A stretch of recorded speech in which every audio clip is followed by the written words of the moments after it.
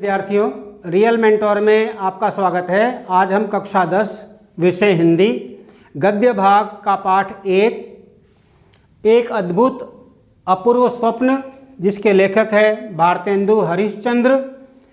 तो इस पाठ में हम अन्य महत्वपूर्ण की कड़ी में अगला जो प्रश्न लिया है हमने, भारतेंदु हरिश्चंद्र का जीवन परिचय और साहित्यिक योगदान पर प्रकाश डालना है। प्यारे बच्चों, गद्य या पद्य भाग से किन्हीं दो लेखक या कवियों का जीवन परिचय और उनका साहित्यिक योगदान के बारे में प्रश्न पूछा जाता है, जो कि 3 अंक का होता है।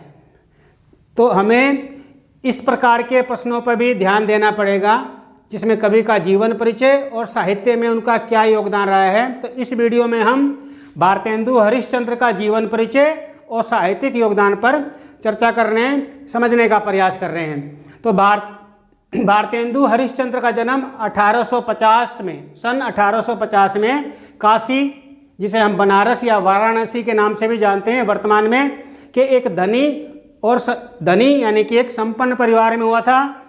इनके पिता श्री गोपाल चंद्र भी हिंदी के एक अच्छे कवि थे। भारतेंदु जी के बाल्यकाल में ही, भारतेंदु जी जब छोटी अवस्था के थे तभी इनके पिता का निधन हो गया था। कविता करने का शौक भारतेंदु जी को बचपन से ही था।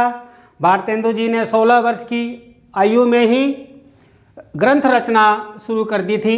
दुर्भाग्यवश लगभग 35 वर्ष की अल्प आयु में ही सन 1885 ईस्वी में इनका स्वर्गवास हो गया।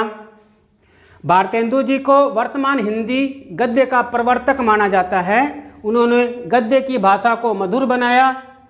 प्राचीन और नवीन का सामंजस्य इनकी सबसे बड़ी विशेषता रही है।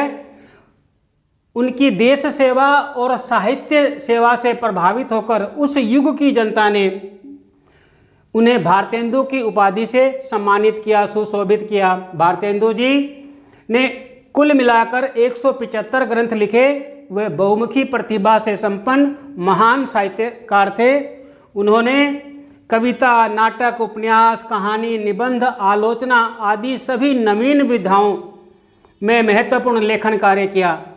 इनके द्वारा लिखे जिन नाटकों का हिंदी जगत में बड़ा आदर है, उनमें से वेदकी हिंसा, हिंसा न भवति, कर्पूर मंजरी, सत्य हरिश्चंद्र, चंद्रावली नाटिका, भारत दुर्दशा, अंधेर नगरी, नील देवी, मुद्रा राक्षस आदि बहुत प्रसिद्ध है। तो प्यारे बच्चों, ये था भारतेंदु हरिश्चंद्र का जीवन परिचय और उनका साहित्यिक योगदान। धन्यवाद।